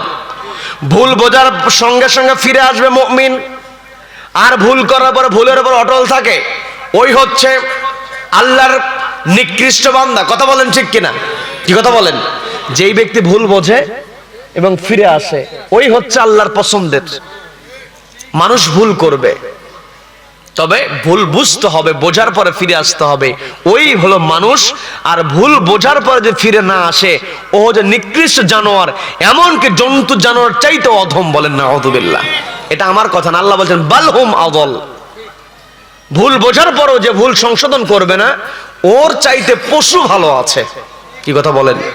সম্মানিত দিনী ভাইয়েরা, আমি যে ঘটনা বলতে নিয়েছিলাম, ইমাম বুখারী রাহিমাহুল্লাহ পাশের যাত্রীকে যখন বললেন আমার কাছে 1000 দিনার আছে, এই কথা বলার পর থেকে ওই যাত্রীর মনের মধ্যে একটাই চিন্তা, এই দিনারগুলো আমার হাতায় নিতে হবে। চিন্তা করছে, চিন্তা করতে করতে একটা পর্যায়ে সে সিদ্ধান্ত নিয়ে ফেলেছে, ওই নৌযানের মধ্যে সে দাঁড়িয়ে গিয়েছে। দাঁড়িয়ে গিয়ে সে চিৎকার চেঁচামেচি শুরু করে দিয়েছে। সে বলছে, হায় হায়, আমার কি সর্বনাশ হয়ে গেল। আমি 1000 দিনার নেই, নৌযানে চড়েছিলাম, সেই 1000 দিনার আমি কোথাও খুঁজে পাই না। বলেন নাউযুবিল্লাহ। কারণ ভালো করেই জানে এই লোকের কাছে 1000 দিনার আছে, এই নৌজানের কেউ জানে না আমি আমার দিনার হারিয়ে গিয়েছে। এটা বলে যদি সবাইকে সার্চ করতে পারি, সার্চ করে যদি এই লোকের কাছে 1000 দিনার পাওয়া যায়, লোকটা নিজে দিনারওয়ালা হওয়ার পর চোর সাব্যস্ত হবে, আমি দিনারের মালিক হয়ে যাব। অপকৌশল আছে না নেই? সমাজের মধ্যে কিছু মানুষ থাকে এমন বুদ্ধি করে, কিছু বুদ্ধিজীবী আছে না নাই? আছে না নাই? প্যাঁচ লাগায় গর্ব করে বলে, আরে দিয়ে দিছি এমন একটা প্যাঁচ, এমন একটা গিট্টু দিয়েছি, বিজিলাপির প্যাঁচ, এমন প্যাঁচ লাগায় দিচ্ছে আমার কাছে না আসা পর্যন্ত এই প্যাঁচ ছুটবে না, আসলেই মামু। আছে না নাই? আছে না নাই? আমাদেরকে সতর্ক হতে হবে। আমি শুরু করেছিলাম, আল্লাহ বলছেন ওয়ালাকাদ কাররামনা বানি আদম, আদম সন্তানকে আমি সম্মানিত করেছি। ওয়া হামালনাহুম ফিল বাররি ওয়াল বাহর, এই জমিনে চলার জন্য, পানি এবং মাটিতে চলার জন্য বাহন দিয়েছি। ওয়া রাযাকনাহুম মিনাত তাইয়্যিবাত, এবং তাদেরকে আমি দিয়েছি পবিত্র রিজিক। রিজিকটা হবে পবিত্র। কি কথা বলেন? রিজিকটা পবিত্র হতে হবে। যতই তুমি পেছ খাটাও না কেন, এই পৃথিবীতে তুমি এসেছো যখন তোমার পরনে কোনো পোশাক ছিল না। এই পৃথিবী ছেড়ে যখন আমি আপনি চলে যাব, আমার আপনার শরীরে পোশাক থাকবে কিন্তু পোশাকের কোনো সেলাই থাকবে না। একটাবার চিন্তা করা দরকার। আমাদের আত্মসমালোচনা নেই। প্রত্যেকটা মানুষের উচিত রাতের বেলা যখন ঘুমিয়ে যায়, তখন ঘুমানোর পূর্বে একটু চিন্তা করা উচিত, আল্লাহ আমাকে পৃথিবীতে পাঠিয়েছেন, আল্লাহর বান্দা হিসেবে আমি সারাটা দিন কি করলাম। রিক্সা চালক হিসেবে আমি রিক্সা নিয়ে বেরিয়েছি, শিক্ষক হিসেবে আমি শিক্ষকতা করেছি, ছাত্রকে ক্লাসে টিচিং দিয়েছি। আমি ছাত্র হিসাবে আমি প্রতিষ্ঠানে গিয়েছি, স্যারের কাছে প্রাইভেট পড়েছি, আমার লেখাপড়া কমপ্লিট করেছি। আবার পর্দার মা বোনেরা শুনছেন, গৃহবধূ হিসাবে বাড়িতে মেহমান এসেছে, সর্বোচ্চ চেষ্টা করে রান্না। আছে না নাই? আছে না নাই? সারাদিন গৃহবধূর পরিচয় রান্না করলেন। আবার নারী শিক্ষিকা যিনি, তিনি ক্লাস নিলেন। যিনি ডাক্তার, সারাদিন রুগী দেখলেন। সব কিছু কাজ আমি আপনি করলাম। বালিশে মাথাটা রেখে একবার চিন্তা করা উচিত, আমার দুনিয়াবি পরিচয়, আমি শিক্ষক, আমি ব্যবসায়ী, আমি দোকানদার, দোকানদারি করলাম, এত কিছু করলাম, মুসলিম হিসেবে আমি কতটুকু কাজ করেছি। এই প্রশ্ন প্রত্যেকটা মানুষের বিছানায় যাওয়ার পরে করা দরকার। কি কথা বলেন? আজকে পরিবারে কোনো আত্মসমালোচনা নাই। আজকে আমাদের ভিতরে আমি সারাদিন কি করলাম, আমার গত দিনের চাইতে আজকের দিন ভালো হলো কিনা, আজকের দিনের চাইতে আগামী দিনটা কেমনে করে ভালো করব, আজকের দিনের আমল কম হয়েছে, আগামী দিন যেন আমলটা বেশি করতে পারি, এই প্রতিযোগিতা আমাদের নাই। আমাদের টার্গেট হলো আমার ব্যালেন্স কত বেশি হবে, আমার জায়গা কেমনে বেশি করব। আছে না নাই? আছে না নাই? পিতামাতারও একটাই টেনশন যে আমার ছেলেকে কেমন করে বড় করলে সন্তান বড় হয়ে টাকা উপার্জনের মেশিন হবে। সবার একটাই টেনশন, হারামখোর, হারাম ইনকাম করে, ওর টার্গেট আমি না যদি না থাকি, আমার এই ছোট্ট বাচ্চা কেমনে চলবে। আছে না নাই? আছে না নাই? ছোট্ট বাচ্চার জন্য আমি আপনি চিন্তা করছি, এই সন্তানকে যদি আমি আপনি সঠিক গাইডলাইন দিতে না পারি, আমার কথায় মনে আপনার বিরক্ত হচ্ছেন, এই সঠিক গাইডলাইন যদি আমরা দিতে না পারি, এই সন্তানে কিয়ামতের কঠিন ময়দানে আল্লাহকে বলবে, আল্লাহ রব্বানা আরিনাল লাযাইনা আযাল্লানা মিনাল জিন্নি ওয়াল ইনসি নাজআলহুমা তাহতা আকদামিনা লিয়াকুনা মিনাল আসফালিন। ওগো আল্লাহ, দুনিয়াতে আমাদের অভিভাবক যারা ছিল, আমাদেরকে সঠিক পথে তারা পরিচালিত করে নাই, গাইডলাইন আমাদেরকে দেয় না। আরিনা, আজকে আমাদেরকে দেখায়া দিন, জাহান্নাম ফয়সালা হয়েছে, জাহান্নামে যাব, তবে ওদের বুকের উপরে পা দিয়ে জাহান্নামে যাব। বলেন নাউযুবিল্লাহ। মা, আপনাকে আমি দৃষ্টি আকর্ষণ করে বলছি, বাবা আপনাকে দৃষ্টি আকর্ষণ করে বলছি, আপনার সন্তান ইংরেজি পড়লে আপনি খুশি হয়ে যান। আপনার সন্তান সুন্দর ম্যাথ করেছে, ফিজিক্সের সর্বোচ্চ মার্কস পেয়েছে, আপনি খুশি হয়েছেন, কিন্তু আপনার সন্তান একটা লাইন কোরআন পড়তে পারে না, আপনি কিসের খুশি হন? কি কথা বলেন? আপনার সন্তান, এই যে এখন পরীক্ষা হয়ে গেল, ডিসেম্বর মাস রেজাল্ট দেবে, রেজাল্ট হওয়ার সঙ্গে সঙ্গে সন্তান যদি প্রথম হয়, মেয়ে যদি প্রথম হয়ে যায়, ছেলে যদি প্রথম হয়ে যায়, ওই বাপ মা যেখানেই 2 লাইন গল্প করে, ওই গল্পের মধ্যে তার টার্গেট থাকে আমার ছেলে রেজাল্ট শোনাতে হবে। কি কথা বলেন? ছেলে আমার প্রথম হয়েছে, এটা আমার বলতেই হবে। ছেলে যদি এসপি অফিসে চাকরি পেয়ে যায়, ছেলে যদি সচিবালয়ে চাকরি হয়ে যায়, বাবা চায়ের স্টলে গরমই আলাদা। কি কথা বলেন? কি কথা বলেন? হ্যাঁ, আপনি গরম দেখেন, কোনো সমস্যা নাই, আপনার মেয়ে মেডিকেলে চান্স পেয়েছে, এই তো 2 দিন পরীক্ষা হয়ে গেল, মেডিকেলের রেজাল্টও দিয়েছে, মেয়ে রেজাল্ট পেয়েছে, মেডিকেলে চান্স পেয়েছে, আপনি গর্ব করেন, সমস্যা নাই। আপনার ছেলে ইউনিভার্সিটিতে চান্স পেয়েছে, আপনি গর্ব করেন। আপনার ছেলে এই তো জানুয়ারি মাসের প্রথম দিকে আপনার সন্তানের রেজাল্ট দেবে, আপনি বলবেন যে আমার ছেলে সর্বোচ্চ মার্কস পেয়েছে, অবশ্যই প্রশংসা আপনি করবেন। তবে আপনার প্রশংসাটা হবে এমন, আমার ছেলে ক্লাসে যেমন সর্বোচ্চ মার্কস নিয়ে প্রথম হয়েছে, আমার ছেলে মসজিদে আজান শোনার সঙ্গে সঙ্গে সবার আগে গিয়ে সামনের কাতার গিয়ে নামাজ পড়ে। এই প্রশংসা মা যদি আপনি করতে পারেন, এই সন্তান আপনাকে দুনিয়াতেও সম্মানিত করবে, আখিরাতেও জান্নাতে নিয়ে যাবে। কথা বলেন ঠিক কিনা? আপনার ছেলে আপনার মেয়ে প্রথম হয়েছে, আপনি গর্ব করে বলেন, আপনি কথাটা এইভাবে বলবেন, দেখেন আপা, মায়ের যেরকম করে গল্প করে, আপা আমার মেয়ের তো রেজাল্ট হয়েছে, বলে কি বলে না? বলে কি বলে না?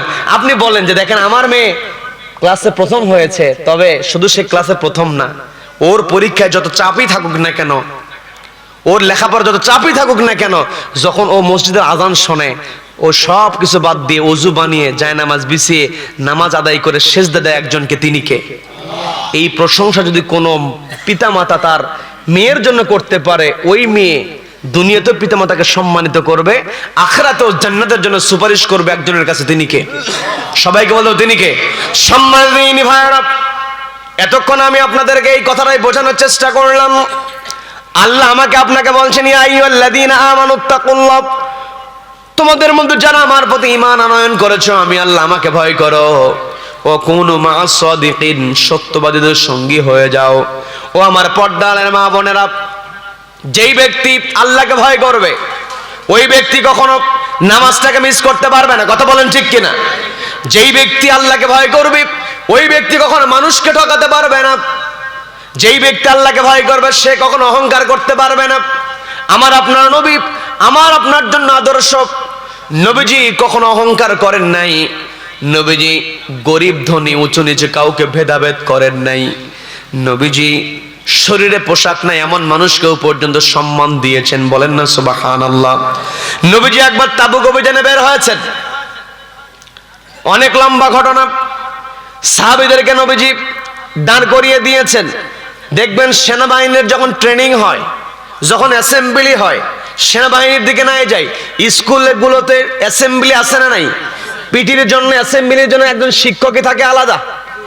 সোজা লাইন করে দেয়, সোজা লাইনে দাঁড় করিয়ে দেয়। ওই পুলিশের ট্রেনিং এর সময় অথবা পুলিশদের উদ্দেশ্যে যখন কোনো কথা বলা হয়, সবাইকে লাইনে দাঁড় করিয়ে দেওয়া হয়, ডিরেকশন দেওয়া হয়।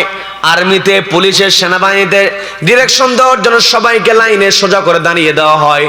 নবীজি তাবুক অভিযানে সাহাবীদের উদ্দেশ্যে কথা বলবেন, সবাইকে দাঁড় করিয়ে দিয়েছেন। নবীজি সবাইকে দাঁড় করাচ্ছেন, নবীজির হাতে ছিল মেসাক। আরেকটা বর্ণনায় পাওয়া যায় মেসাকের মতো একটা লাঠি ছিল। দেখবেন পিটির টিচার যিনি হয়, অ্যাসেম্বলি যিনি করেন, তার হাতে কিন্তু একটা লাঠি থাকে লাইনটাকে সোজা করার জন্য। কি কথা বলেন? কি কথা বলেন? নবীজি লাইনের মধ্যে দিয়ে যাচ্ছেন, সবাইকে লাইনে সোজা করে দিচ্ছেন। নবীজি যখন লাইন সোজা করছিলেন, একজন সাহাবী যার নাম ছিল আসওয়াদ বিন গাজিয়া রাদিয়াল্লাহু তাআলা আনহু, আসওয়াদ বিন গাজিয়া রাদিয়াল্লাহু তাআলা তিনি লাইন থেকে সামনের দিকে এগিয়ে আসেন। নবীজি আসওয়াদ বিন গাজিয়াকে বললেন, পিছায়া যাও। এই পিছায়া যাও কথা বলতে গিয়ে নবীজির হাতে যে মেসওয়াক ছিল, মেসওয়াক পরিমাণ যে লাঠিটা ছিল, ওই সাওয়াদ বিন গাজিয়ার পেটের মধ্যে লেগে গিয়েছে। যখন সাওয়াদ রাদিয়াল্লাহু তাআলা তার পেটের মধ্যে লেগে গিয়েছে, লেগে যাওয়ার পর তিনি বলছেন, ইয়া রাসূলুল্লাহ, ইয়া হাবিবাল্লাহ, আপনি কাজটা ঠিক করলেন না। চিন্তা করে দেখেন, নবীজি হলেন সেনাপতি, নবীজি সবার লিডার, বলছেন, ইয়া রাসূলুল্লাহ, ইয়া হাবিবাল্লাহ, আপনার কাজটা আমার পছন্দ হলো না। বলে, কেন, কি হয়েছে? আপনি আমার শরীরে আপনার ওই লাঠি দিয়ে খোঁচা মেরেছেন, আপনি আমাকে আঘাত করে ফেলেছেন, বিনিময়ে আমিও আঘাত করব, আমি এর বদলা নেব। নবীজির আশেপাশের সাহাবী তারা অবাক হয়েছেন, কারণ নবীজির সাহাবীরা নিজের জীবন দিয়েছেন নবীজিকে বাঁচানোর জন্য। কি কথা বলেন? নবীজিকে উহুদ যুদ্ধে যখন তীর নিক্ষেপ করা হয়েছে, নবীজির চতুর্পাশে সাহাবীরা প্রাচীরের মতো দাঁড়িয়ে গিয়েছেন। নবীজির শরীরে বিন্দু পরিমাণ আঘাত লাগতে দেন নাই। নবীজির মাথার মধ্যে, চেহারার মধ্যে হেলমেটের কড়া ঢুকে গিয়েছে, লোহার আংটা উবাইদ ইবনে জাররাহ রাদিয়াল্লাহু তাআলা এক টানে বের করেছেন, দাঁতটা তার পড়ে গিয়েছে। নবীজি বললেন, উবাইদা, তোমার এইরকম করে জোরে ডাক টান দেওয়ার তো কোনো দরকার ছিল না। উবাইদ ইবনে জাররাহ বলছেন, ইয়া রাসূলুল্লাহ, হাবিবাল্লাহ, আমি যে আস্তে টান দিব, যখন আস্তে টান দিব তখন ওখানে নাড়ানাড়ি হবে, আপনার দেহের মধ্যে কষ্ট লাগুক এটা আমি সহ্য করব না, এটা আমার পক্ষে সহ্য করা সম্ভব নয়। আমি চিন্তা করলাম, আমার যত কষ্টই হোক না কেন, প্রিয় নবীর দেহের মধ্যে আমি কষ্ট দিতে চাই না, এই জন্য দ্রুত আমি আংটাটা লোহার কড়াটা বের করার জন্য কামড় দিয়ে ধরে দ্রুত বের করেছি। বলেন আল্লাহু আকবার। নবীজির সাহাবী এমন ভালোবেসেছেন, তেমন একজন সাহাবী বলছেন, ইয়া রাসূলুল্লাহ, ইয়া হাবিবাল্লাহ, আমি এর বদলা নেব, আপনি আমাকে খোঁচা মেরেছেন, এর বদলা আমি নেব। ইসলাম এমন একটি জীবন ব্যবস্থার নাম, যে যেমন করে আঘাত করবে, আঘাত যদি অবৈধ হয় অনুরূপ আঘাত করতে হবে, সে যত বড় নেতাই হোক না কেন। কি কথা বলেন, কি কথা বলেন। নবীজি বললেন, ঠিক আছে, কোনো সমস্যা নাই, তুমি তো বদলা নিতে চাও, এই যে আমার লাঠিটা নিয়ে নাও। নবীজির হাত থেকে লাঠিটা তিনি নিয়েছেন, মিসওয়াক সমেত লাঠিটা নিয়েছেন। কোন কোন বর্ণনায় পাওয়া যায় মিসওয়াকটাই তিনি নিয়ে নিলেন।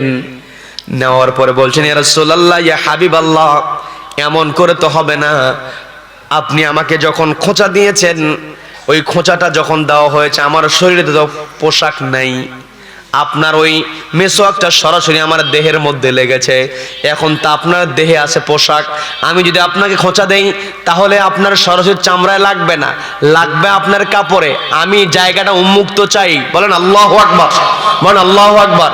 তার মানে যে যেমন করবে অনুরূপ করতে হবে। চোখের বদলে চোখ, নাকের বদলে নাক, কানের বদলে কান, স্পষ্ট আয়াত সূরা মাইদার মধ্যে আল্লাহ তুলে ধরেছেন। আল্লাহ বললেন, ওয়াল জুরুহা কিসাস, কেউ যদি কাউকে থাপ্পড় মেরে আঘাত দেয়, যেই দাগ হয়েছে অনুরূপ দাগ দেবে। বলেন আল্লাহু আকবার। ওমর রাদিয়াল্লাহু তাআলার সময় মিশরের গভর্নর ছিলেন সাঈদ ইবনে আমর রাদিয়াল্লাহু তাআলা আনহু, তার একজন ছেলে ছিলেন, বিরক্ত হচ্ছেন নাকি? তার একজন ছেলে ছিলেন, তিনি একবার খেলাধুলায় চূড়ান্ত পর্বে মুখোমুখি হলেন একজন খ্রিস্টানের সন্তানের সঙ্গে। খ্রিস্টানের সন্তানের সঙ্গে ফাইনাল খেলায় যখন মুখোমুখি হয়েছেন, লম্বা ঘটনা, আমি আজকের আলোচনা তা'মুরুনা বিল মা'রুফ, সৎ কাজের আদেশ দেওয়া, ওয়া তানহাউনা আনিল মুনকার, অসৎ কাজে বাধা প্রদান করা, এই জিনিসটা পরিপূর্ণ বোঝানোর জন্য এতগুলো ঘটনা নিয়ে আসছে। আপনারা বিরক্ত হচ্ছেন নাকি? একদিন নয়, একটু কষ্ট করলেন। এই জায়গায় বসে থাকলে উপকার আছে না নাই? কোরআনের কথা শুনলে উপকার আছে না নাই? ওয়াস্তাগফিরুল্লাহু মান ফিস সামাওয়াতি ওয়াল আরদি হাত্তাল হিতানি ফিল মা। নবীজি বললেন, যারা কোরআনের কথা শুনবে, ইলম অর্জন করবে, ওয়াস্তাগফিরুল্লাহু, তাদের জন্য দোয়া করে, মান ফিস সামাওয়াতি ওয়া মান ফিল আরদ, আসমান এবং জমিনে যা কিছু আছে, হাত্তাল হিতানি ফিল মা, এমন কি পানির মধ্যে যে মাছগুলো বসবাস করে তারাও পর্যন্ত আল্লাহর কাছে ক্ষমা চাইতে থাকে ওই জ্ঞান অন্বেষণকারীদের জন্য। বলেন না সুবহানাল্লাহ। সম্মানিত বন্ধুগণ, আমি যে কথা বলতে নিয়েছিলাম, আমর, সাঈদ ইবনে আমর রাদিয়াল্লাহু তাআলা তার সন্তান, ফাইনাল খেলায় মুখোমুখি হয়েছে খ্রিস্টানের ছেলের সঙ্গে, ফাইনাল খেলায় হেরে গিয়েছে। যখন পরাজিত হয়েছে, পরাজয়টা সহ্য করতে পারে নাই, থাপ্পড় মেরে দিয়েছে। খেলায় জিততে পারে নাই, কিন্তু খেলার পরে হেরে যাওয়ার কারণে থাপ্পড়টা বসায় দিয়েছে। আজও দেখবেন বিভিন্ন টুর্নামেন্টের মধ্যে ফাইনাল খেলায় মারামারি আছে না নাই? আছে না নাই? যখন থাপ্পড়টা মেরেছি, ওই খ্রিস্টান বালক, আমি কি বানিয়ে বলছি নাকি? খ্রিস্টান বালক কিছু বলে নাই, ছেলে আঘাতপ্রাপ্ত হয়েছে। গভর্নরের ছেলে তার ছেলেকে মেরেছে, অর্থাৎ ওই বালকের বাবা, সেও জানে, কোনো কিছুই বলে নাই। যখন এই কথা প্রতিবেশী একজন মুসলমানের কানে গিয়েছে, ওই প্রতিবেশী মুসলিম গিয়ে বলছে, কি ব্যাপার, তোমার ছেলেকে গভর্নরের ছেলে আঘাত করেছে, আঘাত করা তো তার উচিত হয় নাই, অবৈধভাবে তোমাকে তোমার ছেলেকে আঘাত করেছে, এটার তো বিচার হওয়া দরকার। এটার বিচার তুমি চাও না কেন? ওই খ্রিস্টান কিছুই বলে না, চুপ করে আছে। এই মুসলিম বলছে তাহলে তুমি মনে হয় ভয় করেছো, গভর্নরের ছেলের বিরুদ্ধে যদি গভর্নরের কাছে বিচার দিয়ে দাও পাল্টা আঘাত আসতে পারে। দেখবেন সকালবেলা একটা থাপ্পড় মেরেছে, দুপুর বেলা বিচার দিয়েছে, বিকেল বেলা লাঠি সোটা নিয়ে হাসপাতালে পাঠায় দেয়। এমন ঘটনা আছে না নেই? কারণ বিচার দিলে মায়ের পরে ডাবল হয়, এমন পরিবেশ আছে না নাই? এই পরিবেশগুলো বাংলাদেশে থাকুক, এটা আমরা চাই। এই বাংলাদেশ থেকে এই পরিবেশ দূর হয়ে যাক, এটা আমাদের চাওয়া। কথা বলেন ঠিক কিনা? তখন বলতেছে তুমি হয়তো নিশ্চয়ই ভয়ে গভর্নর ছেলের বিরুদ্ধে বিচার দেওয়ার সাহস পাচ্ছ না। যদি তোমার ভয়ই লাগে তাহলে তুমি আমাদের যিনি খলিফা তার সঙ্গে তুমি দেখা করতে পারো। হজের মৌসুমে তিনি মক্কায় আসবেন, মিশর থেকে মক্কায় যেতে খুব বেশি দূরত্ব না। তুমি সেখানে গিয়ে তার কাছে বিচার দেবে এবং তোমার নিরাপত্তার জন্য তুমি আবেদন করবে। উনি তোমাকে ন্যায় বিচারও দেবে, নিরাপত্তাও দিয়ে দেবে। বলেন না সুবহানাল্লাহ। ওমর রাদিয়াল্লাহু তাআলার কাছে বিচার দেওয়া হলো। ওমর রাদিয়াল্লাহু তাআলা ডাকলেন, গভর্নরকে ডাকলেন, সন্তানকেও ডাকলেন। ডাকার পরে যখন শুনলেন তথ্য প্রমাণ পরপর যখন প্রমাণ হয়ে গেল যে আসলেই নির্দোষ এই খ্রিস্টান বালককে আমর ইবনুল আস রাদিয়াল্লাহু তাআলার ছেলে আঘাত করেছে, আমর ইবনুল আস রাদিয়াল্লাহু তাআলার ছেলে অবৈধভাবে আঘাত করেছে, এটা যখন প্রমাণ হয়েছে ওমর রাদিয়াল্লাহু তাআলা বলছেন তুমি এই দিকে আসো। গভর্নর ছেলেকে ডাক দিয়ে বলছে তোমাকে যেইভাবে আঘাত করেছে সকল মানুষের সামনে অনুরূপভাবে তুমি তাকে আঘাত করো। বলেন আল্লাহু আকবার। এটাই হচ্ছে ইসলাম। কথা বলেন ঠিক কিনা? ইসলাম থাকলে অন্য ধর্মের মানুষ যে শান্তিতে থাকবে না, এটা ভুল কথা। কি কথা বলেন? খ্রিস্টান বালক বিচার পেয়েছে, বিচার দিয়েছেন ওমর রাদিয়াল্লাহু তাআলা। কথা বলেন ঠিক কিনা? ওমর রাদিয়াল্লাহু তাআলা অগ্নি উপাসক আবু লুলু যে ওমর রাদিয়াল্লাহু তাআলাকে হত্যা করেছে, ওমর রাদিয়াল্লাহু তাআলা ওই আবু লুলুর দোকান পরিদর্শন করেছেন। কারণ আবু লুলু সে ছিল ভালো অস্ত্র তৈরি করতে পারত, সে সফল ব্যবসায়ী ছিল। রাষ্ট্রীয় সফরে তিনি আবু লুলুর দোকান পরিদর্শন করেছেন। তার মানে ইসলামী রাষ্ট্রেও যে অমুসলিম থাকতে পারে এই ধারণা আমাদের জানা দরকার। কথা বলেন ঠিক কিনা? সম্মানিত বন্ধুগণ, আমি যে কথা বোঝানোর চেষ্টা করছি, নবীজি যখন ওই সাওয়াদ বিন গাজিয়া রাদিয়াল্লাহু তাআলার সামনে নবীজি আছেন, সাওয়াদ বিন গাজিয়া বলছেন ইয়া রাসূলুল্লাহ, ইয়া হাবিবাল্লাহ, আপনাকে যখন আমি আঘাত করব, বদলা নেব, তখন আমি তো আপনার শরীরে পোশাক থাকুক এটা আমি চাই না। আমি যেমন উন্মুক্ত দেহে ছিলাম, আমাকে উন্মুক্ত পেটের চামড়া বের করে দেবেন, তবেই আমি ওই জায়গাতে আঘাত করতে পারি। আমাকে আগে আপনার পেটটাকে উন্মুক্ত করে দেন। নবীজি কোনো কথা বললেন না, নবীজি কোনো আপত্তি করলেন না। নবীজি তার পেটের অংশ থেকে উন্মুক্ত করে বললেন ঠিক আছে তুমি এখানে খোঁচা দিতে পারো, আমি যেমন করে দিয়েছি এর চাইতে বেশিও যদি হয় আমার কোনো আপত্তি নেই। বলেন আল্লাহু আকবার, বলেন আল্লাহু আকবার। নবীজি কি করলেন? যখনই পোশাকটা উঠিয়েছেন, সাওয়াদ বিন গাজিয়া রাদিয়াল্লাহু তাআলা লাঠিটার সাথে করে নিয়েছেন, নিয়ে দ্রুত গিয়ে নবীজির পেটের মধ্যে চুম্বন এঁকে দিয়েছেন। বলেন না সুবহানাল্লাহ। নবীজির পেটের মধ্যে চুমু দিয়ে দিলেন। নবীজি বলেন তুমি এটা কেমন এটা করলে কেন? সাওয়াদ বিন গাজিয়া রাদিয়াল্লাহু তাআলা বলছেন ইয়া রাসূলুল্লাহ, ইয়া হাবিবাল্লাহ, আমি তো যুদ্ধের ময়দানে যাচ্ছি, যুদ্ধের ময়দানে আমি শহীদ হয়ে যাই, এটা আমার আকাঙ্ক্ষা। দুনিয়া থেকে বিদায় হয়ে যাব এই আকাঙ্ক্ষা নিয়ে আমি যুদ্ধের ময়দানে যাচ্ছি। আর আমি যদি সত্যি সত্যি শহীদ হয়ে যাই, আমার জীবনের শেষ কাজ যেন আমি আপনাকে চুমু দেওয়া হয়, এটাকে লক্ষ্য করে আপনার পেটের মধ্যে আমি চুমু দিয়েছি। বলেন না সুবহানাল্লাহ। নবীজিকে তারা কেমন করে ভালোবেসেছেন, নবীজিও তাদেরকে স্নেহ করেছেন, মোহাব্বত করেছেন। নবীজি সবাইকে সমান চোখে দেখেছেন। এখন কল্পনা করে দেখেন, যেই সাহাবী শরীরে পোশাক থাকে না, সেই সাহাবী কি খুব বেশি ধনাঢ্য নাকি? ধনাঢ্য না, গরিব মানুষ। নবীজি সম্মান দিয়েছেন। বাইরে যাচ্ছে না, এত ওয়াজই তো শেষ। বলি আলহামদুলিল্লাহ। বিরক্ত হচ্ছেন আপনারা?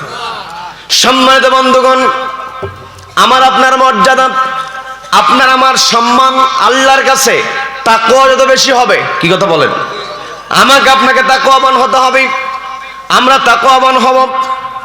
মা বোনদের দৃষ্টি আকর্ষণ করে বলছি, মা আপনার সন্তানের জন্য আপনার যেমন চিন্তা, আপনার সন্তানের জন্য দুনিয়ার চিন্তা শুধু করলে হবে না। সন্তান দুনিয়াতে ভালো থাকবে। আমি আপনি যখন মোনাজাত করি রব্বানা আতিনা ফিদ দুনিয়া হাসানা, দুনিয়াও ভালো হোক দোয়া করি কি করি না? ওয়াফিল আখিরাতি হাসানা ওয়া কিনা আযাবান নার, আখিরাতটাও ভালো চাই, জাহান্নাম থেকে বাঁচার জন্য ফরিয়াদ করি একজনের কাছে, তিনি কে? সন্তানকে শুধুমাত্র দুনিয়াতে ভালো থাকার জন্য শিক্ষা দিলে হবে না, সন্তানকে আখিরাতে ভালো থাকার জন্য আল্লাহর ভয় ঢুকিয়ে দিতে হবে। কথা বলেন ঠিক কিনা? যে কোনো পরিস্থিতিতে আল্লাহর উপর ভরসা করতে হবে। পর্দার মা, আপনি যখন নামাজি হবেন, আপনার নামাজ দেখে আপনার সন্তানও নামাজি হবে। মা যদি নামাজি হয়, সন্তানও নামাজি হয়।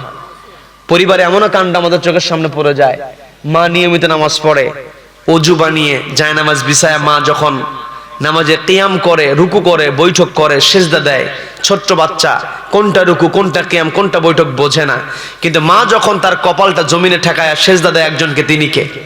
সবাইকে কষ্ট বলতেন, তিনি কে? আল্লাহকে সিজদা দেয়। এই দৃশ্য ছোট্ট বাচ্চা প্রত্যেকদিন লক্ষ্য করে। লক্ষ্য করতে করতে এমনও কাণ্ড আমাদের চোখের সামনে ঘটিয়ে ফেলে, মা জায়নামাজ বিছিয়ে দিয়েছে, মা নামাজ পড়বে, ছোট্ট বাচ্চা মাকে সুযোগ না দিয়া জায়নামাজের উপরে গিয়ে মায়ের আগে সেজদা দেওয়া শুরু করে। এমন দৃশ্য আছে না নাই? আছে না নাই? আছে। তো মা, আপনি যদি নামাজ না পড়েন, আপনার সন্তান কেমন করে আপনার কাছ থেকে নামাজ শিখবে? বাবা, আপনাকে ডাক দিয়ে বলছি, সন্তানের জন্য ঈদের সময় পিতা টুপি কিনেছে, নিজের জন্যও কিনেছে, সন্তানের জন্য কিনেছে। সন্তানের টুপির দাম বেশি, দেখতেও সুন্দর। বাবা তো সন্তানের সুখেই সুখী। কি কথা বলেন? কি কথা বলেন? বাবার টুপি অতটা সুন্দর নয়, কিন্তু ওর ছোট্ট সন্তান, ওর কথা হচ্ছে বাবার টুপি মাথায় দেবে। কি কথা বলেন? তার মানে বাবা যেমন করে, মা যেমন করে, সন্তান ওটাই করে। এই পৃথিবীতে একজন সন্তানের কাছে বাপ মা সবচাইতে বড় আইডল, সবচাইতে বড় নায়ক নায়িকা। কথা বলেন ঠিক কিনা? এই জন্য বাবা, আপনার সন্তানের নায়ক আপনি এমন ভাবে হবেন, আপনার আচরণে, আপনার চালচলনে আপনার সন্তান যেন আপনাকে দেখে আল্লাহওয়ালা হতে পারে, আপনাকে দেখে যেন আল্লাহর ভয় তার ভিতরে আনতে পারে। আপনি সত্যবাদী হবেন, আপনার সন্তান সত্যবাদী হবে। কিন্তু আপনি যদি একটা মিথ্যা কথা বলেন, সন্তান ওটা দেখে 3টা মিথ্যা কথা বলবে। কি কথা বলেন? এই জন্য এই পৃথিবীতে আমরা এসেছি, আমরা একমাত্র ভয় করবো একজনকে, তিনি কে? সবাইকে বলবো তিনি কে? সম্মানিত দ্বীনি ভাইরা, রাত অনেক গভীর হয়েছে, আমাদের ফজরের নামাজের দিকে খেয়াল করার দরকার আছে না নাই? ফজরের নামাজে আমরা খেয়াল করব। এই জন্য আলোচনার শেষের দিকে আসতেছি। আমি যে ঘটনা বলতে নিয়েছিলাম, ওই যে ইমাম বুখারীর সঙ্গে নৌযানের মধ্যে ওই সহযাত্রী কৌশল করেছে, ওটা বলবো নাকি মোনাজাত দিয়ে দেব? বলবো? সবাই শুনবেন? দেখি তো কে। না, ওটা শোনার জন্য হাত উঠিয়েছে, এটা তো আমিও বুঝি, কেন আমি বলার আগে, না বলার আগে হাত উঠাইছে। বলে আলহামদুলিল্লাহ, বলে আলহামদুলিল্লাহ। রাত একটু গভীর হয়ে গেলে আমাদের মধ্যে একটা ঘুমের ভাব আসে। কি কথা বলেন? মাঝে মাঝে একটু হাসির মতো কোনো সিচুয়েশন করলে ঘুমটা চলে যায়। তবে এর মানে এই না যে কোরআনকে সামনে রেখে এলোমেলো হাসা যাবে না।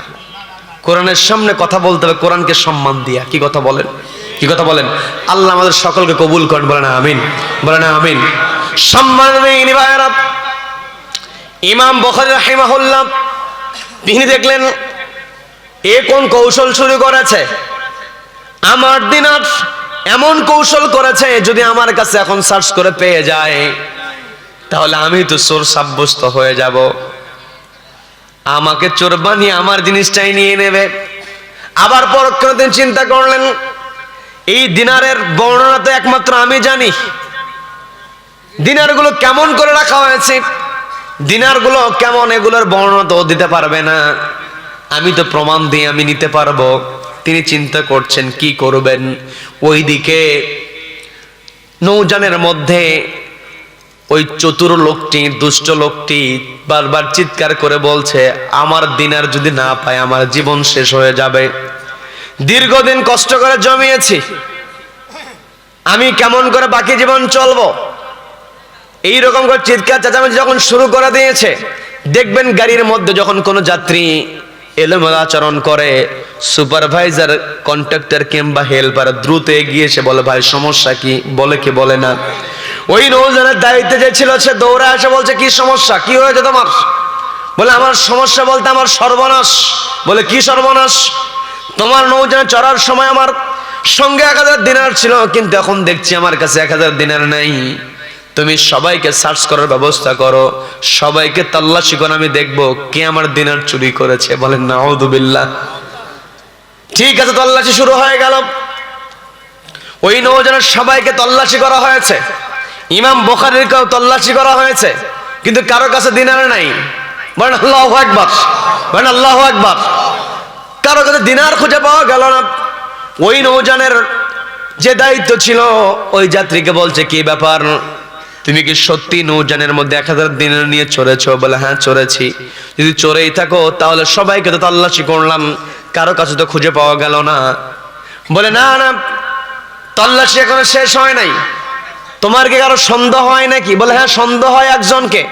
আমি আর কাকে সন্দেহ করব?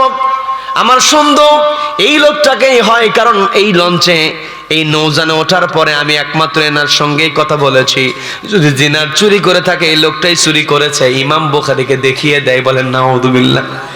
ইমাম বুখারীকে যখন সন্দেহের তীর দেখিয়ে ইমাম বুখারীকে যখন দেখায় দিচ্ছে, ইমাম বুখারী তখন মুস্কি মুস্কি হাসে। কারণ যারা একমাত্র আল্লাহর উপরে আস্থা রাখে, একমাত্র আল্লাহকে ভয় করে, দুনিয়ার যে কোনো সিচুয়েশনে তারা সব সময় ফিট হয়ে থাকে। কি কথা বলেন? সব সিচুয়েশনে ফিট, যেখানে রাখবে সেখানেই সঠিক। কি কথা বলেন? যারা মুমিন হবে, যারা আল্লাহওয়ালা হবে, তারা কখনো ভেঙে পড়বে না, তারা সব সময় ফিট সোজা হয়ে থাকে। কথা বলেন ঠিক কিনা? ইমাম বুখারী মুস্কি মুস্কি হাসে।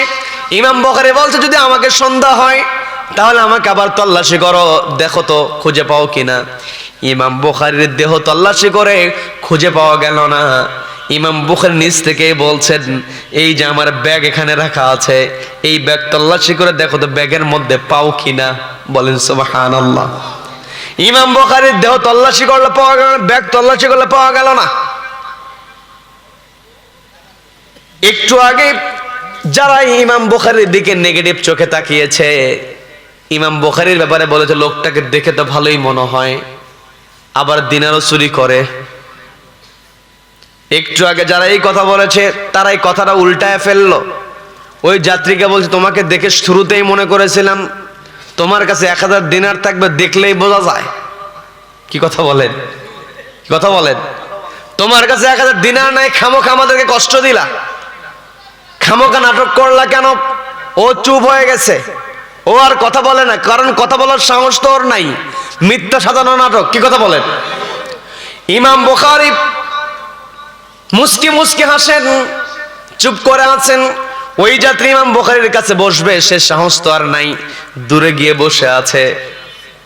কিন্তু ইমাম বুখারী তার টার্গেট হলো মানুষের সঙ্গে কথা বলে তাকে সত্যটাকে বুঝিয়ে দেওয়া।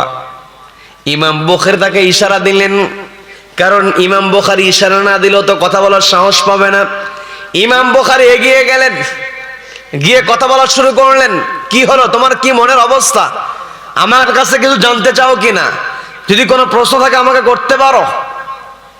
এই কথা বলার সঙ্গে সঙ্গে ওই যাত্রী বলতেছে, ভাই তোমাকে কি আর প্রশ্ন করব, সবকিছু কেউ না বুঝলে তুমি তো বোঝো, তবে আমার বড় জানার ইচ্ছা, তোমাকে তো দেখে তো মনে হয় তুমি ভালো মানুষ, সত্য কথা বলো, তোমার লেবাস, তোমার কথাবার্তায় তোমাকে ভালো মানুষ মনে হয়েছে, তুমি তো মিথ্যা কথা বলার লোক না।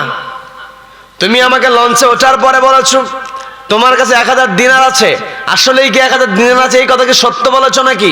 বলে হ্যাঁ আমি সত্য কথা বলেছি, আমি কখনো মিথ্যা কথা বলি না, সব সময় মিথ্যাকে এড়িয়ে চলার চেষ্টা করি, সব সময় সত্য কথা আমি বলি, কখনো মিথ্যা কথা আমি বলি না, সব সময় সত্য কথা বলি।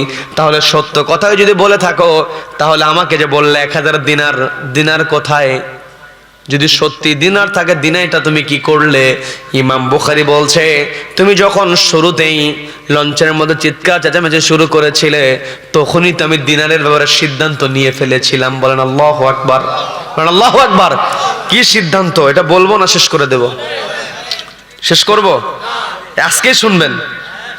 আচ্ছা, আমার একটা লিমিট ছিল 11টা 30 মিনিট হলেই হয়ে যায়, তখন মোটামুটি 11টা 30 মিনিট হয়ে গেছে। তাও বলবো না? বলি আলহামদুলিল্লাহ।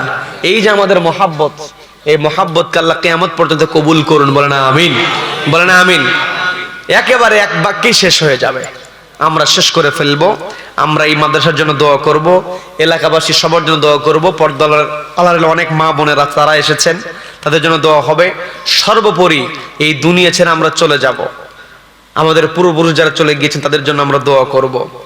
আমরা যে শিক্ষাটা নিব আজকের মাহফিল থেকে সেটা হলো আমার আপনার অর্ডার।